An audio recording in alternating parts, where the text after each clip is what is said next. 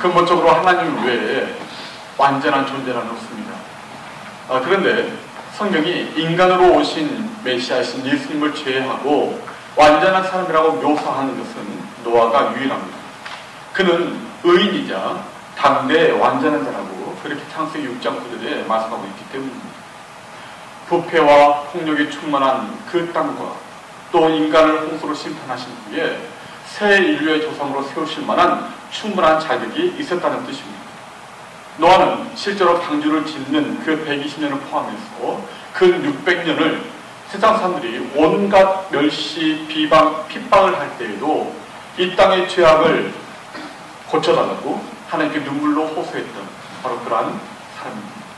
또한 사람들에게 죄에서 돌이켜 하나님의 사랑의 품 가운데 돌아오라고 그렇게 호소하고 기도했던 사람이 바로 노아였습니다.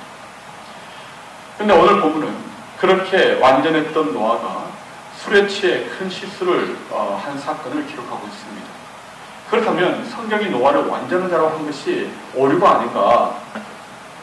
오류가 없는 성경인데 왜 노아를 완전한 자다 그렇게 성경은 기록하고 있는 것인가?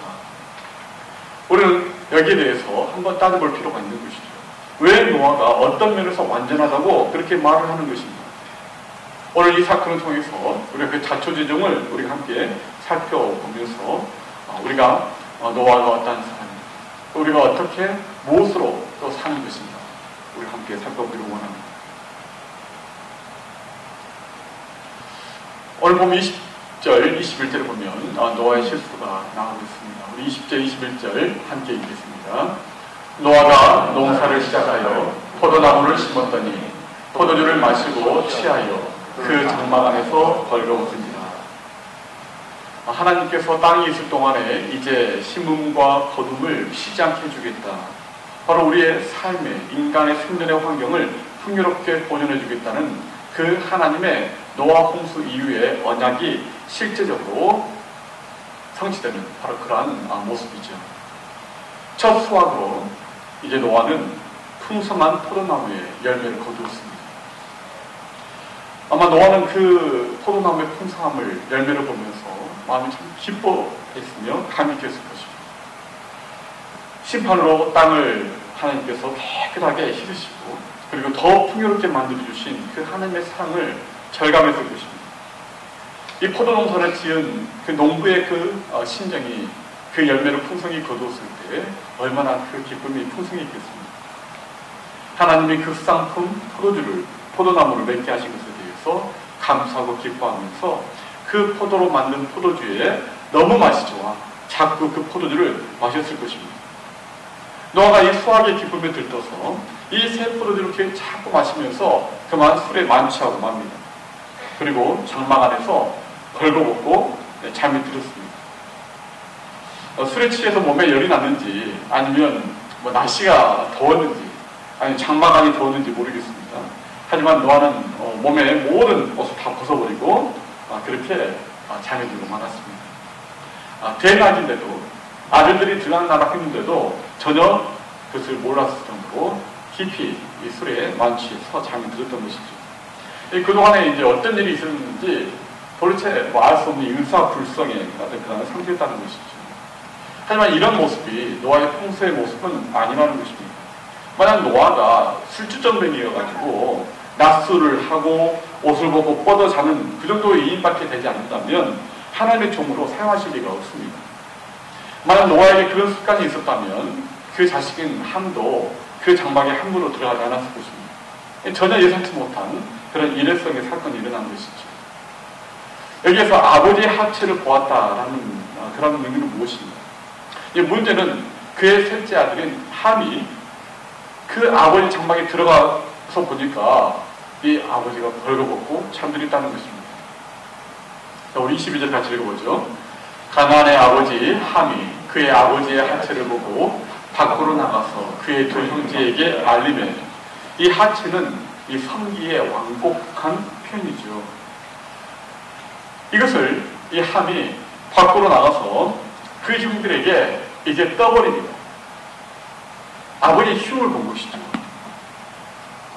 그 말을 들은 그 형들인 셈과 야벳은 옷을 들고 그리고 그 옷을 어깨에 메고 뒤를 돌아서 뒷걸음질 해가지고 그 아버지의 그 몸을 덮어줍니다.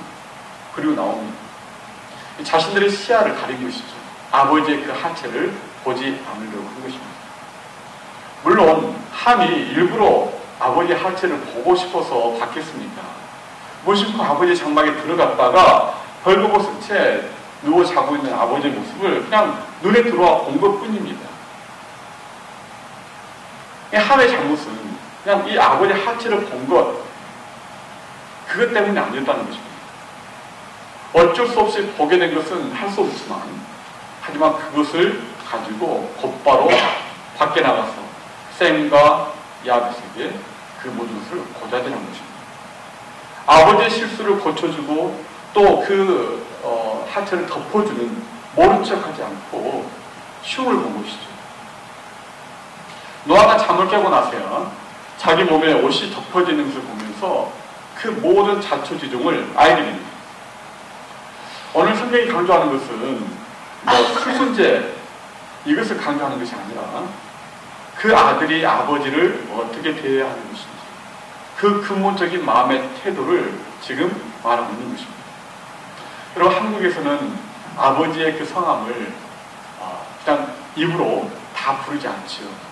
그래서 한 자씩 한 자씩 떼어서 그렇게 말을 합니다.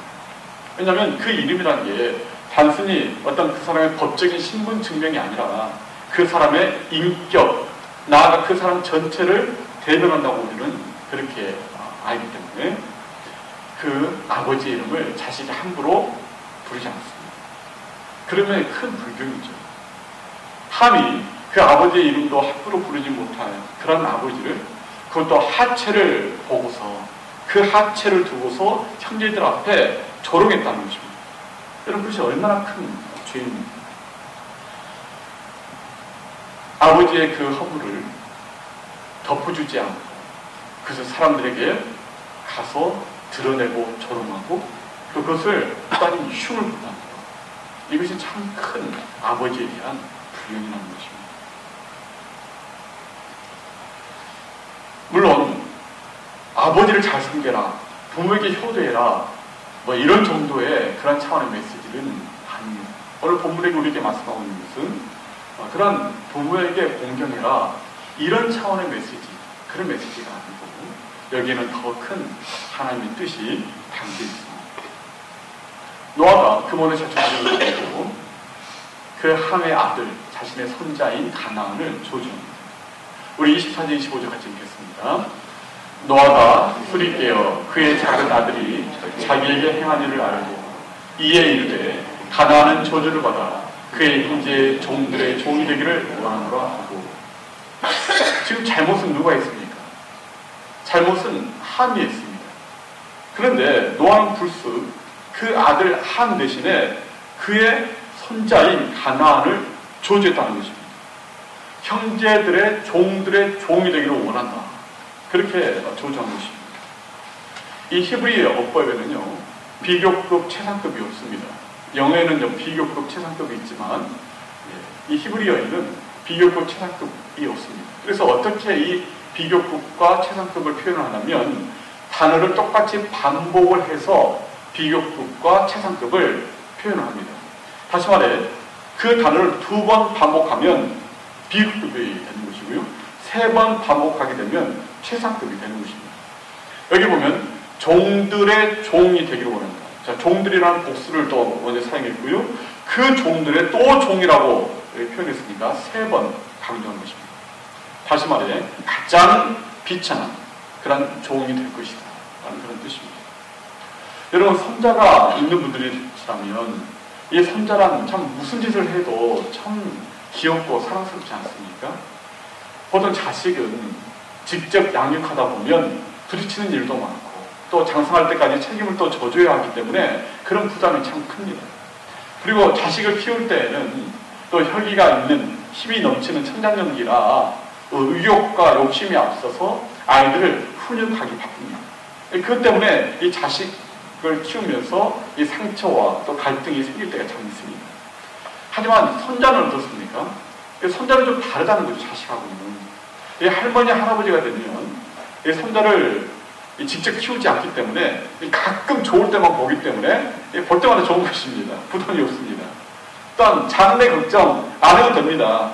이 손자의 장래 걱정은 자식 부부가 알아서 할 것이고, 이 손자의 장래 걱정 뭐 할아버지 할 필요 없죠. 할머니 할 필요 없습니다. 그냥 부담 없이 편안하게 그냥 예쁘고 귀여운 것입니다. 좋을 때 만나는 것입니다.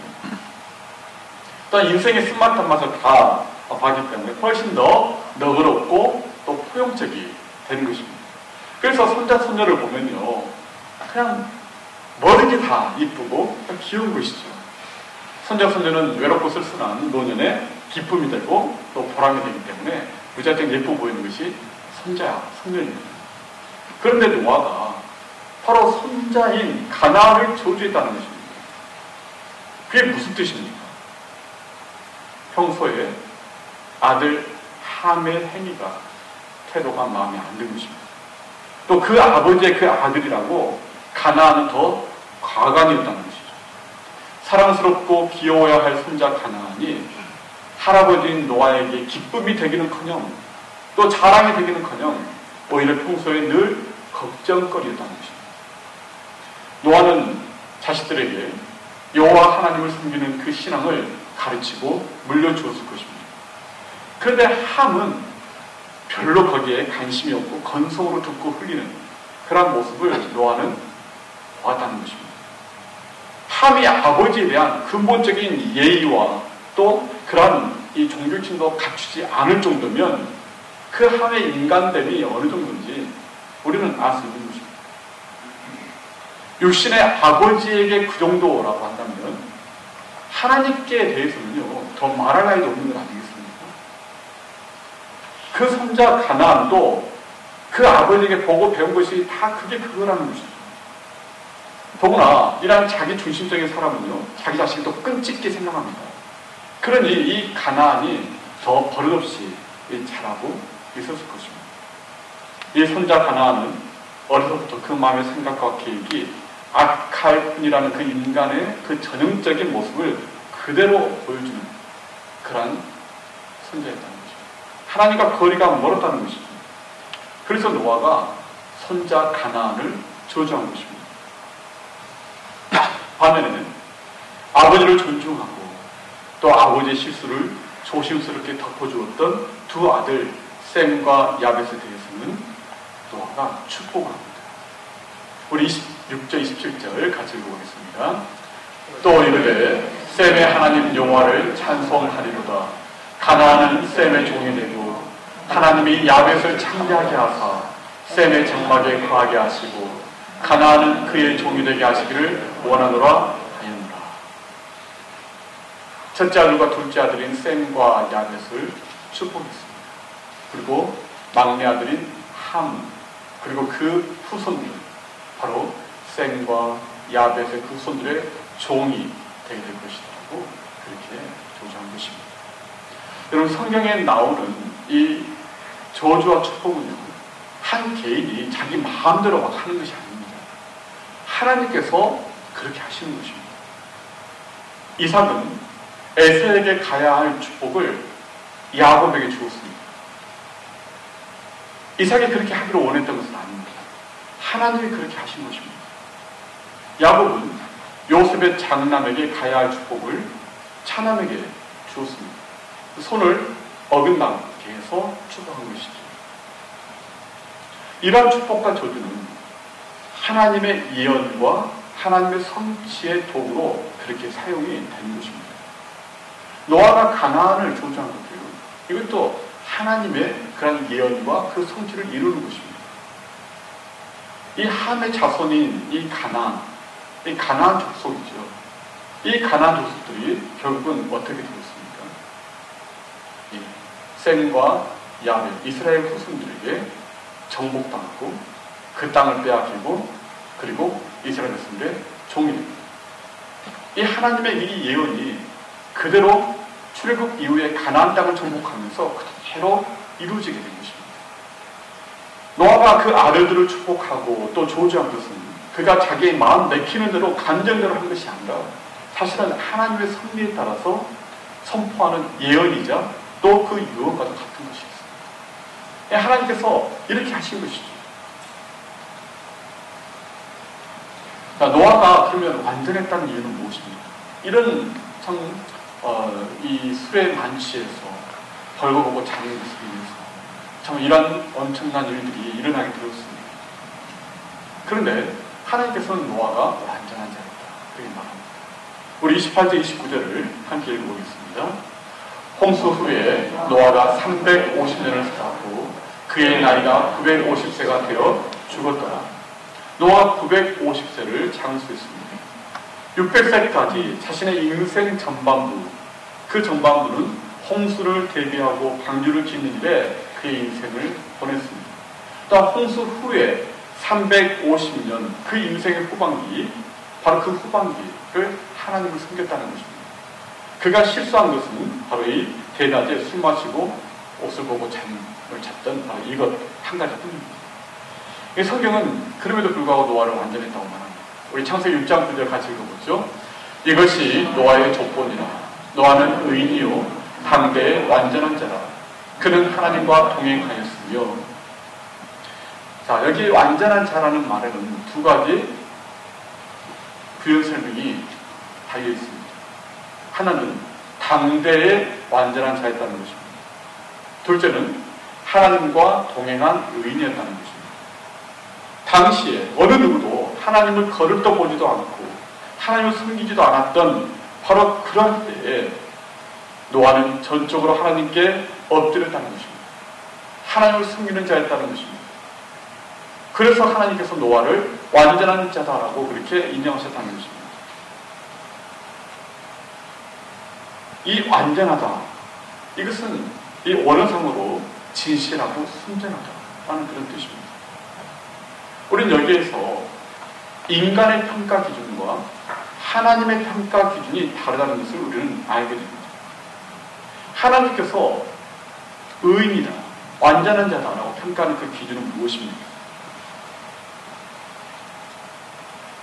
인간의 도덕적인 기준으로 완전하다고 평가하시는 것이 아니고요, 바로 하나님을 의지하는, 하나님을 섬기는, 하나님을 또한 동행하느냐, 바로 그 기준을 보시고 하나님께서 의인이요 완전한 자다 이렇게 평가하신다는 것입니다.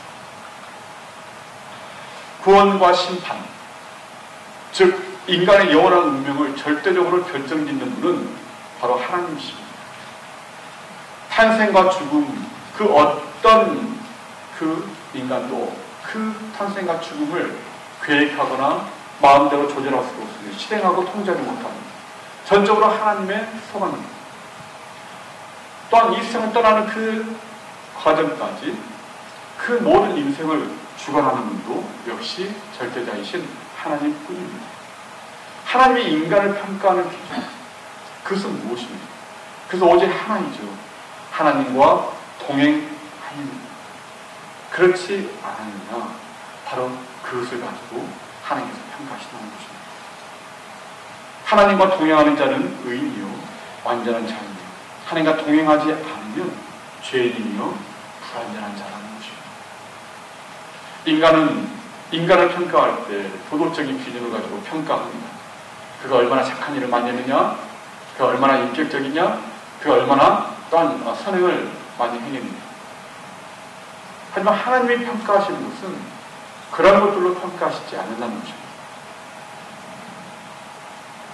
도덕적으로 따져보면 하나님 앞에 완벽한 자가 단 한 명도 없습니다.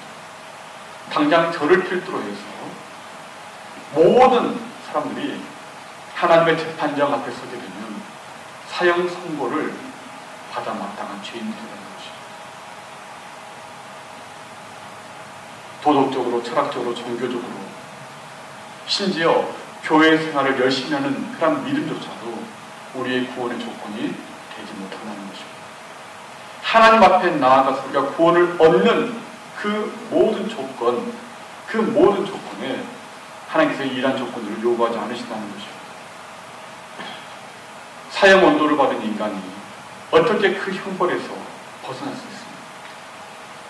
그것은 오직 하나님으로부터 주어져야만 하는 것입니다. 우리의 노력과 우리의 선함과 우리의 의지로 우리의 믿음으로 되는 것이 아니라는 것입니다. 하나님께서 은혜로 사면해 주셔야만 된다는 것입니다. 그래서 하나님께서는 우리를 구원하실 때에 오직 예수 그리스도의 십자가의 사랑을 진심으로 받아들이는, 그리고 그 사랑 앞에 항복했느냐, 바로 그것만을 보신다는 것입니다. 아무리 흉악한 죄인이라 할지라도, 아무리 십자가에 달리는 흉악한 강도라 할지라도 그가 진심으로 예수 그리스도 그 사랑에 항복합니다. 예수 그리스도를 그가 받아들입니다. 바로 그것 한 가지만을 하나님 보신다는 것입니다. 그것이 유일한 구원의 조건이라는 것입니다. 말씀을 맺겠습니다. 우리는 어떻게 사는 것입니까? 우리가 어떻게 구원을 얻은 것입니까? 우리는 무엇으로 사는 사람들입니까? 오직 하나님의 은혜로, 솔라 그라티아, 오직 하나님의 은혜로만 우리는 하나님 앞에 구원을 받는 사람들이요, 하나님께 인정받는 사람들이요, 또한 오직 은혜로만 살아가는 사람인 줄 믿습니다. 2차 세계대전에 미군으로 참전했던 한 미국의 목사님이 자신의 젊은 시절에 겪었던 그 일을 간증을 한 적이 있었습니다. 그분이 이제 독일이 항복한 후에 아우슈비츠, 이 유대인 수용소를 인계하는 그런 임무를, 그 작전에 참여하게 되었답니다. 근데 이 아우슈비츠 이 수용소에 도착해 보니까요, 정말 완전히 지옥 그 자체였다는 것입니다. 발가벗긴 그 유대인 시체들을 남녀 구분 없이 기차 화물칸에 차곡차곡 쌓아놓았다는 것입니다. 또 방금 가스실에서 나왔는지 그 몸에 온기가 아직도 남아있는 시체까지 있었다는 것입니다. 또한 더 많이 실으려고 층층이 이 머리와 발을 다 이렇게 어긋나게 교차해서 그렇게 쌓아놓았다는 것입니다. 이것을 보고 얼마나 큰 분노가 치밀어 올랐는지 이 나치와 이 히틀러가 사탄이라고 여기서 막 저주를 퍼붓답니다. 이제 그 독일군 포로들을 다른 곳으로 이제 옮겨야 하는데 대장이 누가 호송할지 이제 물었답니다. 그런데 자기 동료 중에 이 마피아 깽단 출신의 이 평소에 그냥 고문관처럼 손 하나 까딱하지 않던 그 험악한 동무가 제일 먼저 그 일을 자원하더랍니다. 그가 트럭을 몰고 이제 산을 넘어 다른 부대로 향했는데 출발한 지 얼마 안 돼서 요란한 총소리들이 들리고 금방 다시 돌아왔습니다. 그 마피아 갱단 출신의 그 동무가 죄수들이 도망치려고 해서 할 수 없이 다 모두 사살했다, 이렇게 보고를 하더랍니다. 대장을 비롯해서 그 자리에 있던 모든 병사들이 무슨 일이 일어났는지 충분히 서울에 짐작을 할 수 있었습니다. 이 마피아 출신의 이 군인이 이 독일군의 그 행태에 분노해서 그냥 다 총으로 그냥 갈겨 학살해버린 거죠. 아무도 그것을 무게 삼지 않았습니다. 구체적인 경위도 아무도 묻지 않았습니다. 이 목사님도 속으로 아주 통쾌한 기분이 들었답니다. 아마 내가 그 자리에 있었다면 내가 아마 그랬을 것이다, 이런 생각이 들었답니다. 그런데 그날 저녁에 잠자리에 들어서 잠을 자려고 하는데 불현듯 마음속에 어떤 생각이 확 들어오더라는 거예요. 독일군 병사들에게 아무 죄가 없었다는 것입니다. 전쟁 중에 상관의 명령에 불복종하면 바로 그 자리에 총살당하는 밤에 그냥 상부의 지시에 따른 걸 하겠다는 것입니다. 그 죽은 독일군, 그냥 총으로 그냥 갈겨서 다 학살해버린 그 독일군들이 사탄도 악마도 아니었다는 것입니다. 반면에 그들을 무참히 살해한 그것을 서로 통쾌하게 여겼던 자기 자신은 오히려 더 악인이, 그리고 사탄의 하수인인 것을 갑자기 깨닫게 된다는 것입니다. 그것을 깨닫는 순간 그는 통곡함으로 울었습니다. 뭐 털어서 먼지 안 나는 놈은 어디 있느냐, 그런 차원의 의미가 아닙니다. 독일군이나 미군이나 모두가 다 악의 희생자이고 타락한 죄인들이라는 것입니다.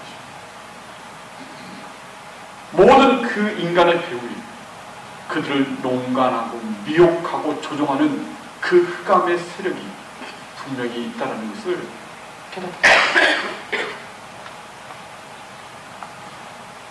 죄란 단순히 어떤 잘못된 행동, 또 말, 심지어 어떤 그런 생각, 그런 정도의 차원이 아니라는 것입니다. 너무나 끈질기고도 교묘하게, 또한 음흉하게 모든 인간을 노예로 묶어서 한쪽 방향으로 끌고 가는 그런 가공한 힘, 그 경향성, 바로 그것인 것을 깨닫게 된 것입니다. 그 방향이 어디입니까? 하나님의 반대쪽입니다. 하나님을 대적하는 쪽입니다. 하나님과 원수가 되는 쪽입니다. 이 목사님은 그때 모든 인간이, 미군이든 독일군이든 모든 인간이 하나님 앞에 그 존재 자체가 철두철미 죄인이라는 사실, 그 사실을 깨달았다는 것입니다. 그분은 지금까지 나는 하늘을 우러러 부끄러울 것이 없이 나는 그렇게 살았다고 자꾸 해왔는데 도리어 자기 안에 있는 그 죄를 보게 된 것입니다.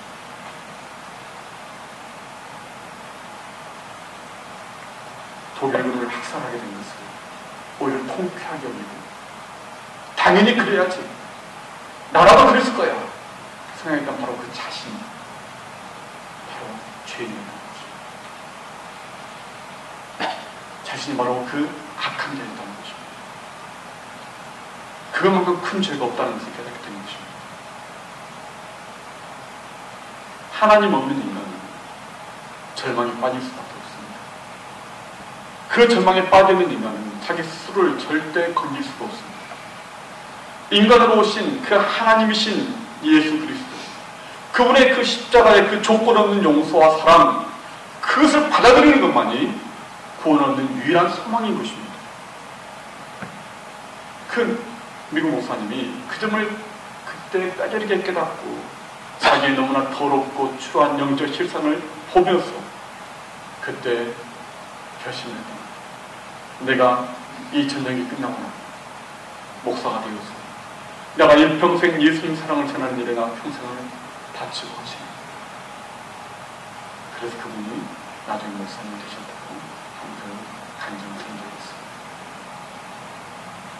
여러분, 기독교는 사람들에게 착한 일 많이 하라고 그게 가르치는 정도가 아닙니다. 예수 안 믿어도요, 우리보다 더 착한 사람 너무너무 많습니다. 종교를 가지지 않아도 천사처럼 선한 일을 하는 사람들이 얼마나 많은지 몰라요. 복음이란 무엇입니까? 복음의 진리란 무엇입니까? 우리를 좀 더 착한 사람 만드는 것입니다. 좀 더 이 세상에 착한 일하며 살아라, 그렇게 교훈하는 것입니다. 그게 아니라는 것입니다. 복음이란 철저히 우리 자신이 얼마나 부패한 죄인인가, 얼마나 추하고 더러운 그런 악인인가를 경험하게 깨닫는 것입니다. 거기에서 절망하고 거기에서 탄식하면서 나에게는 소망이 없다. 오직 예수 그리스도만, 그분의 십자가만 오직 나의 유일한 소망이라는 것을 고백하며 그 십자가 앞에 나와 무릎 꿇는 것이 바로 복음인 것입니다. 오직 하나님의 은혜 아니고서는 우리는 절대 절망할 수밖에 없는 인생입니다. 그것을 깨닫고 거기서부터 출발하는 것, 거기서부터 시작하는 것, 그것이 우리 믿음의 출발이자 또 우리 신앙의 전부인 것입니다. 본문에서 하나님과 동행한 노아, 술 취하고 실수했습니다. 그럼에도 불구하고 하나님 그를 의인이요 완전한 자라고 그렇게 말씀하셨습니다. 하나님과 동행하지 않으면 아무리 이 세상에 법 없이 살 그런 사람이다, 그런 말을 들을 정도로 착한 사람이요, 칭찬받는 사람이요, 의로운 사람처럼 보인다 할지라도 하나님과 동행하지 않는 것은 하나님 앞에는 죄인이라는 것입니다.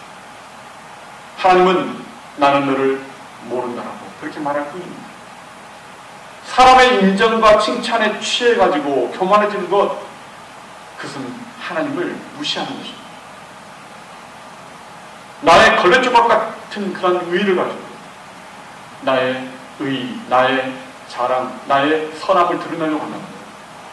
그것은 하나님을 모독하는 것입니다. 십자가를 모독하는 것입니다. 하나님은 처음부터 끝까지 모든 인간들에게 한 가지 질문만 하십니다.